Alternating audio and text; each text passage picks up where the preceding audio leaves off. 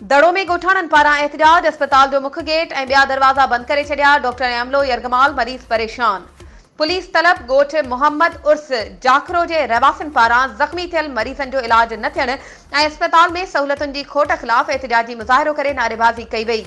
गोठाणन हसन जाखरो, गुल मोहम्मद शोरो, अज़ीज़ुल्ला जाखरो ऐं ॿियनि जी अॻवानी में एहतजाजी मुज़ाहिरो करे अस्पताल जे मुख्य गेट समेत अस्पताल जा समूरा दरवाज़ा बंद करे छॾिया। एमएस ऐं डॉक्टर समेत अस्पताल जो समूरो अमलो यरगमाल बणियल, इलाज लाइ ईंदड़ मरीज़ सख़्त परेशान।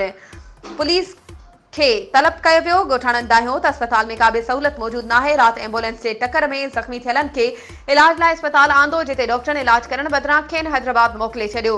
गुरबत सबब इलाज कराइण खां लाचार आहियूं। एमएस ख़िलाफ़ कार्रवाई कई वञे। एमएस डॉक्टर ख़ालिक मेमण चयो त अबड़ाल रोड ते देविन जे करे हादसो पेश आयो। ज़ख़्मियुनि जे बहितर नमूने इलाज करे खेनि एम्बुलेंस में हैदराबाद मुंतकिल कयो वियो। गोठाणन ज़बरदस्ती अस्पताल जा दरवाज़ा बंद करे डॉक्टर ऐं अमले खे यरगमाल बणाए छॾियो आहे। संदन ख़िलाफ़ कार्रवाई कई वञे।